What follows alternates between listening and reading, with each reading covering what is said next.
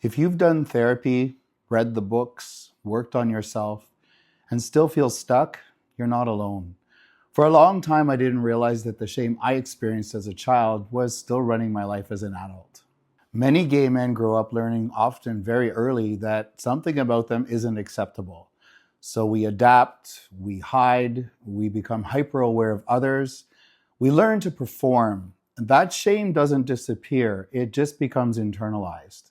For years, I worked on the effects of that shame. I focused on my people pleasing, my overthinking, my anxiety around connection. And while those things mattered, nothing truly shifted for me because I wasn't working on the root. Internalized shame works quietly. When it stays hidden, it feels overwhelming. We're afraid that if people really see us, we'll be rejected the way we were earlier in life. So we protect ourselves as adults through isolation, emotional distance, or constantly seeking approval. But what we're reacting to in the present is often an old wound from the past. A friend of mine had been in therapy for years, consistent, committed, doing all the work, but still feeling stuck. In a conversation I had with him, I asked him one question which stopped him.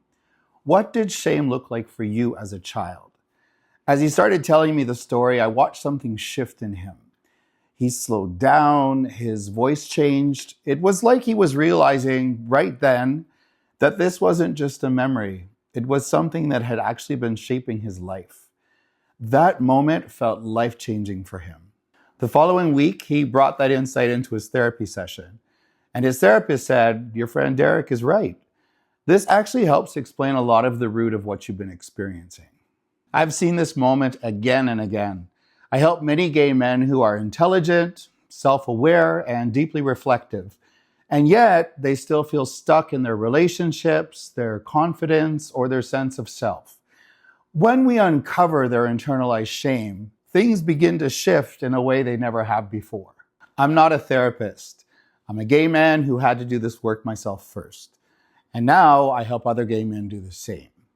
There's something powerful about working with someone that understands this from the inside. This is why I created Unstuck and Unashamed.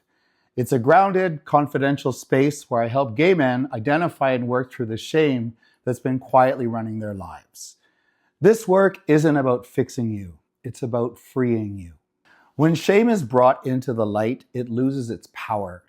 And what replaces it is clarity, connection, and a sense of ease that many of the men I work with have never felt before. You're not broken. You are protecting yourself.